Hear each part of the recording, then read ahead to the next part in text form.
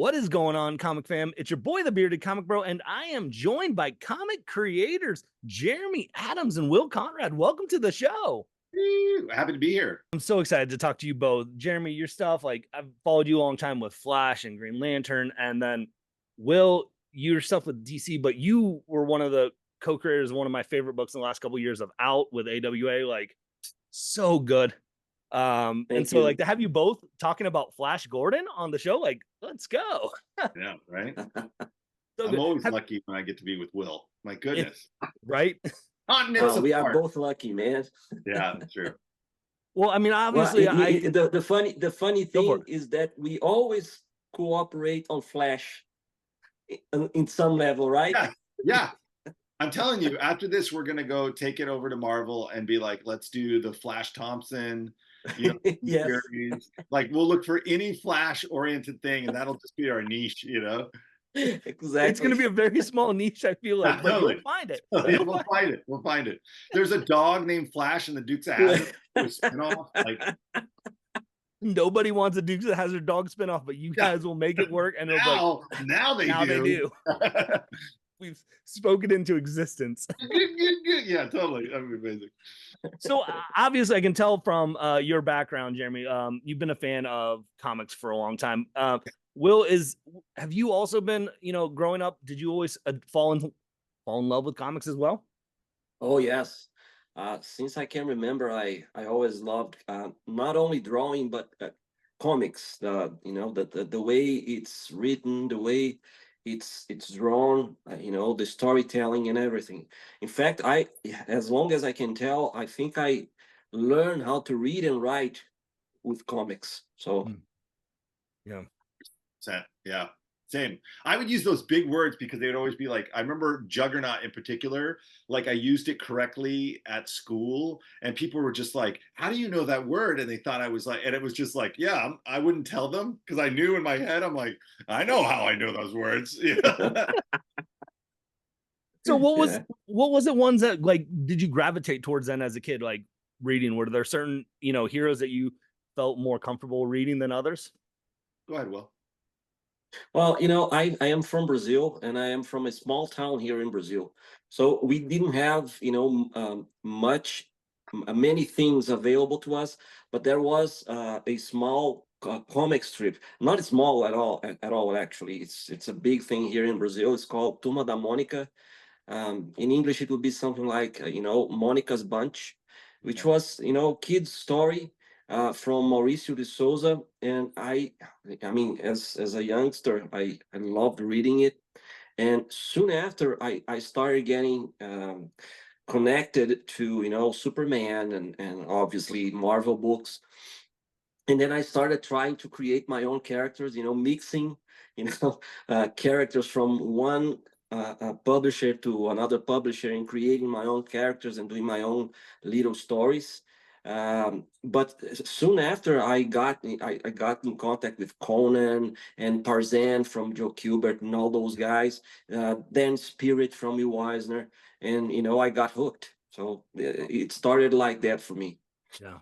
For me, my dad had drawn some books for DC in like a couple of books when I was growing up. So like I had DC books around, and so Batman 100 like Batman all the way and Spider-Man were like the two big ones growing up for me, and that was like a continuing romance. But I remember one of the first Batman books. It was a Detective Comics, and like Killer Croc was an assassin. He wasn't kind of a mindless henchman. He was like got a gun and a trench coat. And I remember being like Oh, absolutely terrified reading it.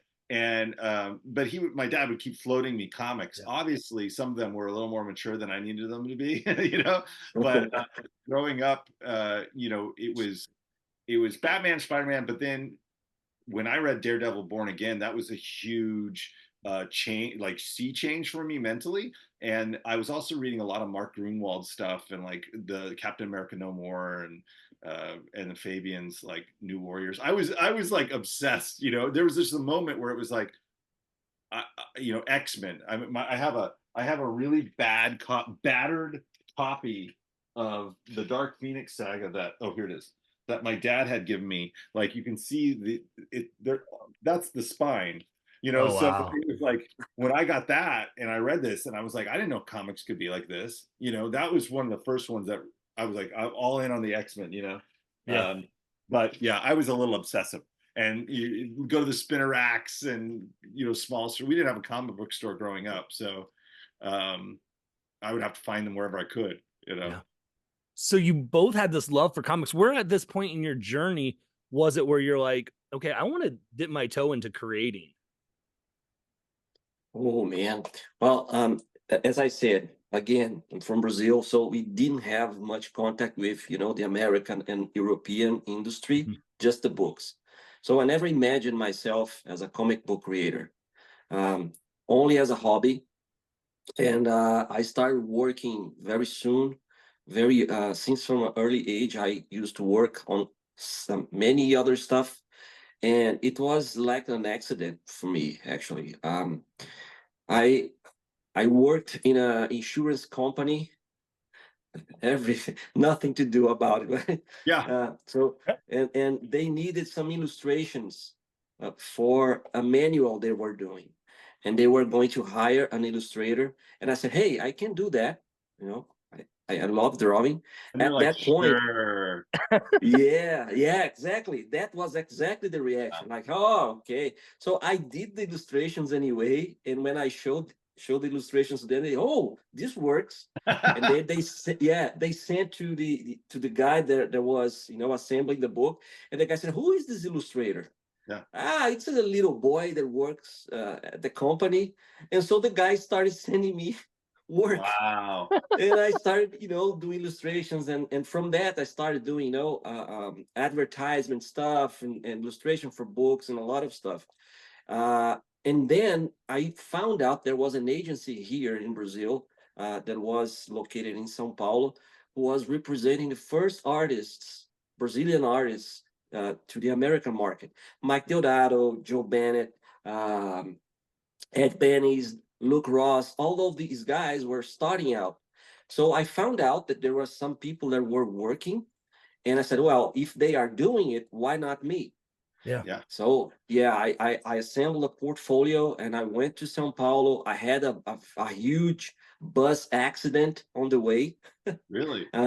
Yeah, oh man, the story is unbelievable. My friends they nicknamed me the survivor. That, Yeah, I ended up the trip uh, hitchhiking on a truck dude. because the bus was destroyed. So, but that's another story. So But I I hope that you got like, did they? I mean, did they take your portfolio? I like, did they go? Oh yeah, let's. no. I got a big no. Oh, after all that. Yes, because my style was not an American comic book style. It was illustration. So Right. they said, no, we can't sell this. It doesn't work. So you don't have, that superhero Mm. style that we need. So I said, who is selling? I mean, what artists are selling today?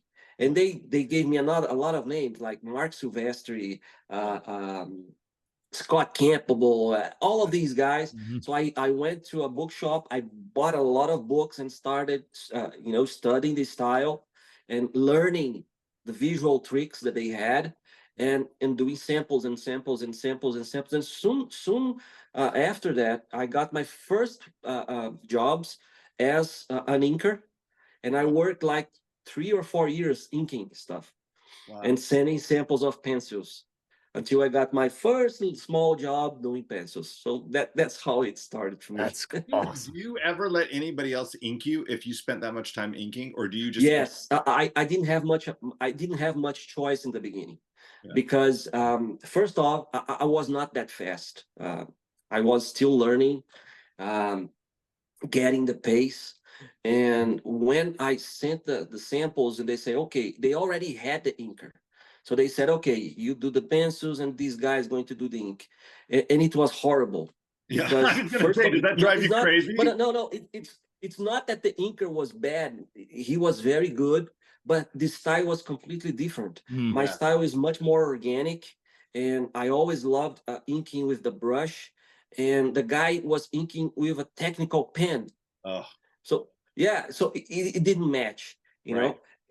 And I kept doing this, and I was very, very unhappy until one day I had a little more time to do the book, and I said, okay, let me do the first 5 pages, and I will ink them by myself. Yeah.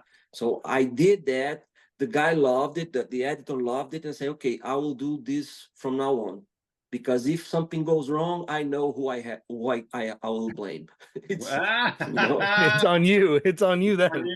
Yeah, yeah. Oh man. I can't put the blame on anybody else. It's my Right. fault.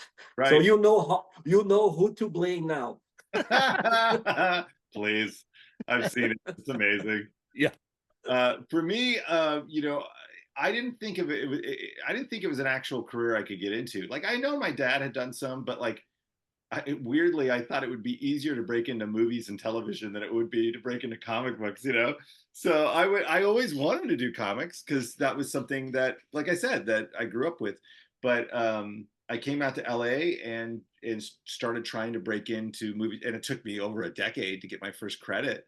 Mhm. But that's how I got into comics. It was always backdoor. And at the time where I got my first credit in Green Lantern the animated series, around that time, somebody at the toy company I worked at knew Mike Martz, who's now the head of Mad Cave, but he knew Mike Martz. This is over a decade ago, and Mike was working at Marvel, and I was going to New York for my first time, and Mike was going to give me a tour, but he couldn't do it, and I was so disappointed. But stupid for him, he gave me his email address, so every couple of months I would kind of like email him, and then he moved over to DC and he let me pitch on a Batwing project, and I didn't get it. I think I was beat out by somebody named Warren Ellis, and so, but I didn't get it. But this is one of those things where you keep that relationship. I wasn't weird about it, and I would be nice and whatever. And then eventually, years later, because of my work with Warner Brothers, I got a job, you know, because I had done so much animation and television in that field. They had hired me to do some stuff for comics. And because of my relationship with Mike, years later, here I am now. I have credits in comic books, and I think they had a little bit more like, oh, I guess maybe he can write these things. Maybe, I still think the jury's out, but it's like maybe. Like, we'll see what happens. We'll see. So was that kind of your connection then to get in the door with Flash Gordon? Yeah, I mean, I was pitching a bunch of creator-owned stuff, and he said, "Oh, this is interesting, but we also have some licensed stuff. Would you want to hear about it?" I'm like, "Of course I want to hear. I'm the Mikey Likes It of comic books. I'll do anything." And they went through a list of stuff, and then when they said Flash Gordon, I immediately was like, "Yeah, I'll do Flash Gordon."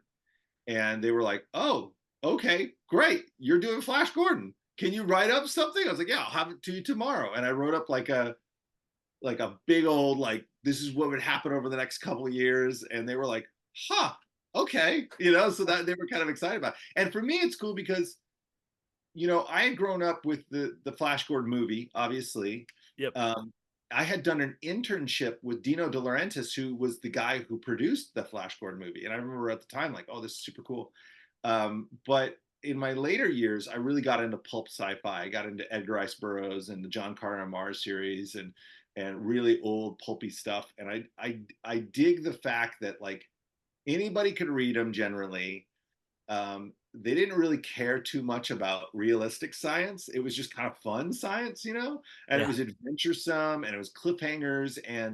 And so when they asked me about, I think they thought I was going to try to do something that was like a deconstructionist, I'm going to make Flash Gordon a heroin addict or whatever, nope, I just want to do Flash Gordon. I just want to have him, punch people and beautiful women and monsters and stuff like that, So Flash Gordon isn't a heroin addict in this one. No, not yet.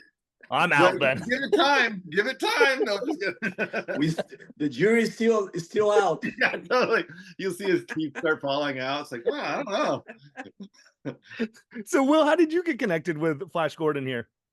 Well, I worked with Mike Mars. I don't remember if it was in the. I think I worked with him at Marvel and at DC. Okay.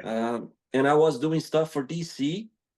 I did a lot of creator-owned stuff too. And Mike, he sent me a note and said, "Okay, we want you to, are you available? We would like you to do some projects with us." And I said, "Oh, right, okay. Let me know what you guys have in mind." So he sent me a couple of ideas of books that I could work with, and I don't remember the other ones, but I think he sent me three options. But in the middle was Flash Gordon, and I didn't see anything else. Flash Gordon, really? Oh yeah, I'll do Flash Gordon, and And then he told me that Jeremy was writing it. I said, "Oh, even better." Yeah. So we are going to be the Flashes, Yeah, and exactly. yeah, and that was it. I mean, then me and Jeremy started talking, and this guy, he was nuts enough to ask me what I would like to draw.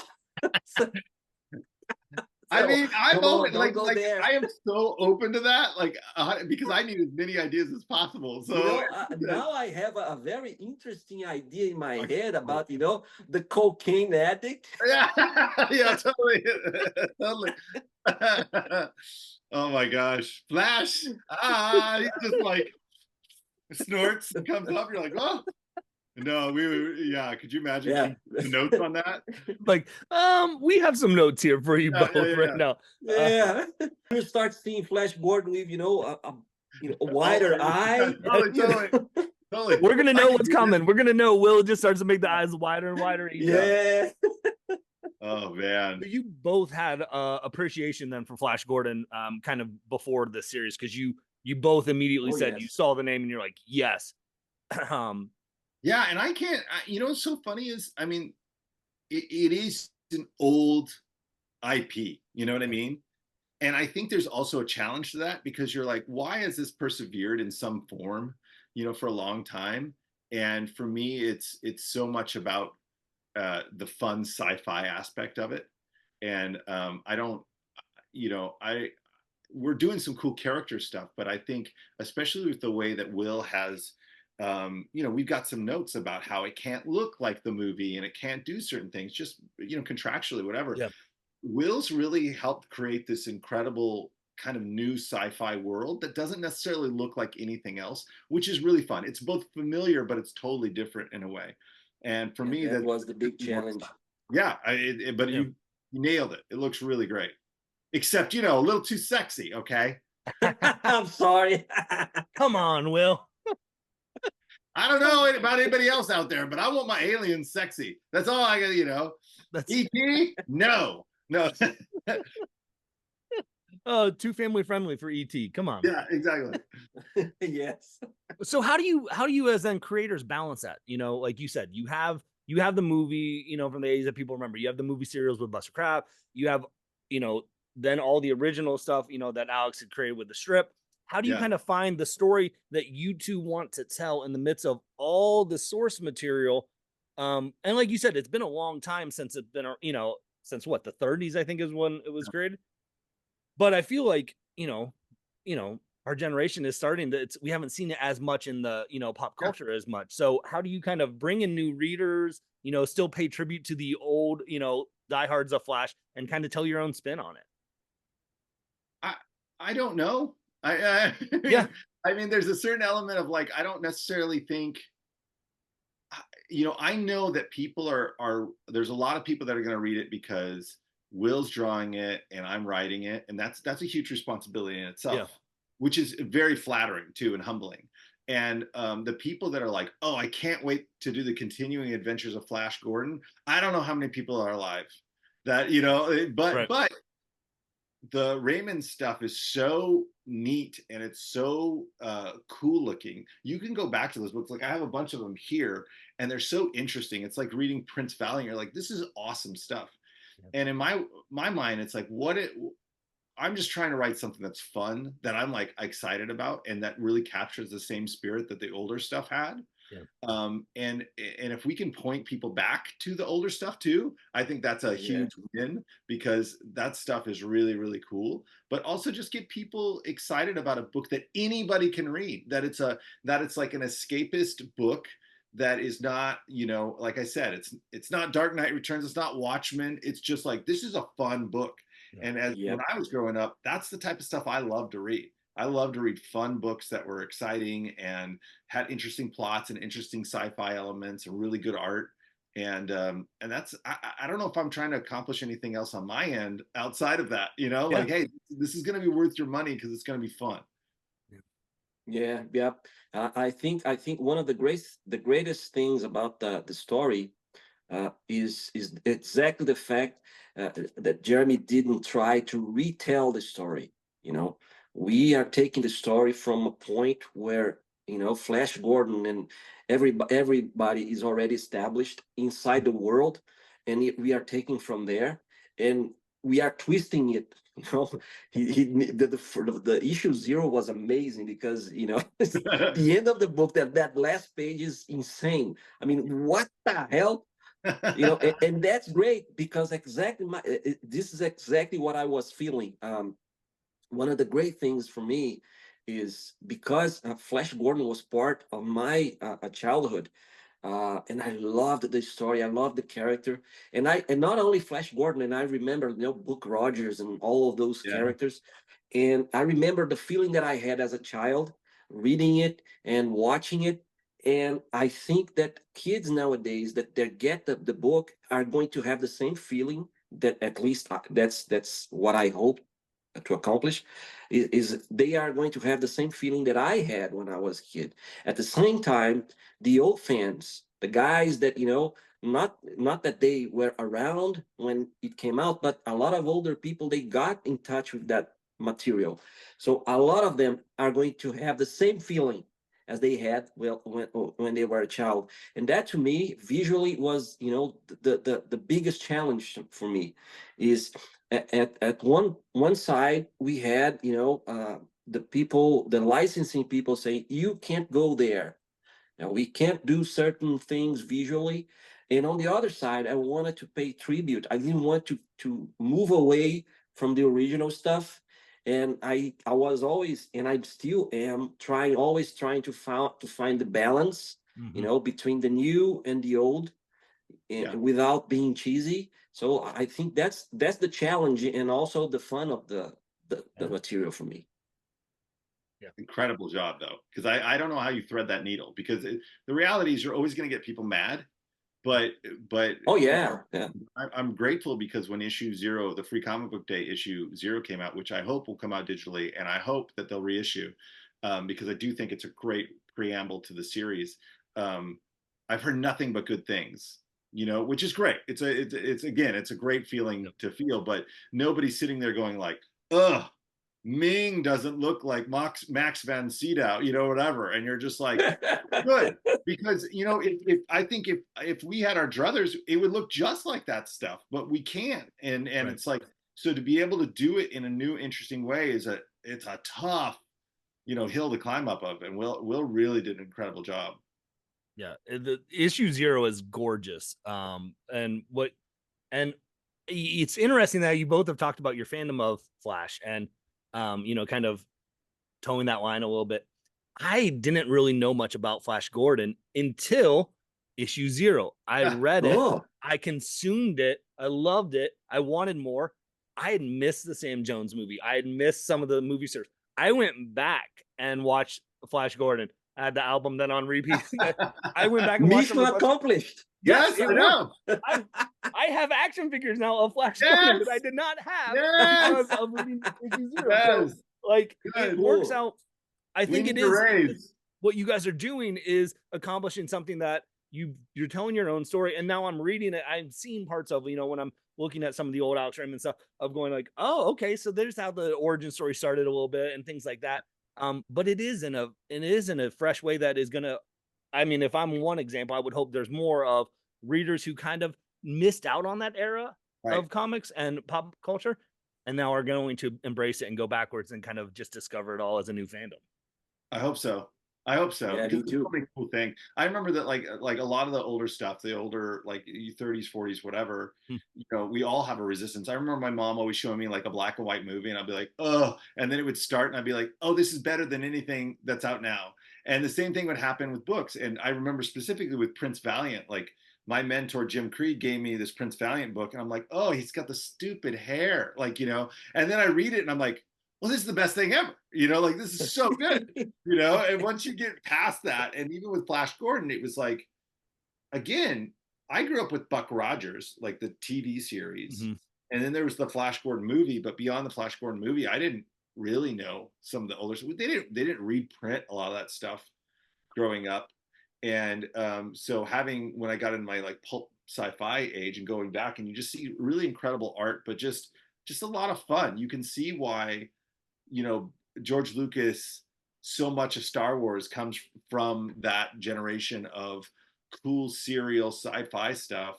And there was a moment even in issue zero, or not issue zero, in issue one, and I remember thinking like, okay, this guy's going to come in and he's going to feed these prisoners, not to spoil anything. And I go, it can't, it has to be weirder than that. It has to be like his fingers are syringes. And I really want to know how Will's going to do this, you know? So like, you know, and then you see it and you're like, yeah, that's weird sci-fi stuff that I dig, you know, that's the fun stuff that's really peculiar.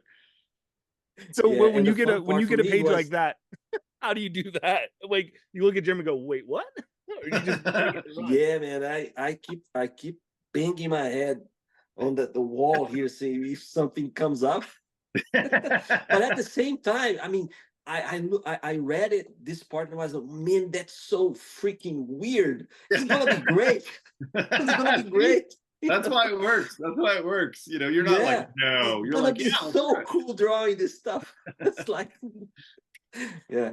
And one of the things that I keep trying to do is, you know, to go to that feeling that we had, because when we talk sci-fi nowadays, it's completely different than Right. when we were talking sci-fi, you know, years ago. And when I looked at the books and the movies, the movies from the 30s, and we looked, their idea of technology was Yeah. completely different. And I have been trying to, you know, emulate a little bit of that Yeah. into what we are doing nowadays. So I keep mixing stuff. You So see good. some stuff that are, oh man, this is very, very sci-fi, and you see other things that this is Yeah. very old. It looks It's old, but cool. that I love that. I love that because it almost feels like, I don't know. It just does. It's weird. It's a weird feeling because you feel like, oh, I could see that on set of a movie because it's just like Yeah. it feels almost practical in its like simplicity or whatever, you know. It's so good. So is this Flash Gordon? You guys, is this a kind of ongoing? Is this a maxi miniseries? What's the plans for Flash Gordon moving forward? I mean, it's ongoing until people stop buying, I guess. I don't, you know. So Yeah. at the point where they go, "Meh," you know, I guess we're done, you know. So I know story wise, I kind of know where the main story ends, Yep. but that's very far away. So, you know, fingers crossed. You never know. You never know with comic books. Yeah. So it could be an expansive, obviously, as the readers want. So Yeah. if this is something that you're listening or you're watching the video and you're like, "Man, this sounds like a comic book right up my alley," make sure you put it on your pull list Please. because Yes. that's the best way to do that and support. Is if people didn't get free comic book day because it's not digital, is issue one, is it kind of standalone, zero standalone from Yeah, that, or you can. I mean, okay, obviously you can pick up where it is. And originally I think I wrote issue one first. And it was just whatever. And then they said, hey, we can do a free comic book day. So I was like, okay, let's back up and we're gonna show this thing. And but I but then Will drew it and I was like, I'm in love with issue zero a great deal. And now I feel like issue zero is critical, you yeah, know. And if I had my druthers, I would hope that they would release it digitally a couple days or like a week before it comes out or 2 weeks before it comes yeah, out. And I think that might be their plan. But I would also think you should put out another even if it's not free, put out another published version yeah. for people to read because it's really good.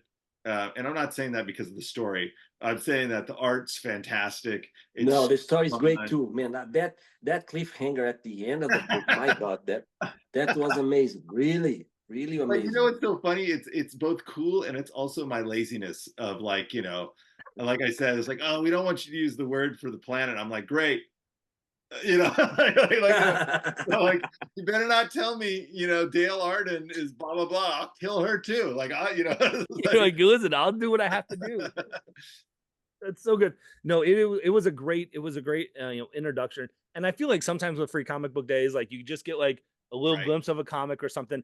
And that was something that was refreshing for me as a reader too. Is like it was just a full comic right, book, and I was just like, as right. something I consumed, I'm like, oh, this is great. I want more. Dude, that's me as a fan too, because I don't like that either. You'll get a free comic book day and it's like it's 2 pages or it's not a complete story, and I'm like, boo, it was like, oh, we get to like do a legit story, and that was really, really cool to be able to do that. So thank you to Mad Cave and everybody.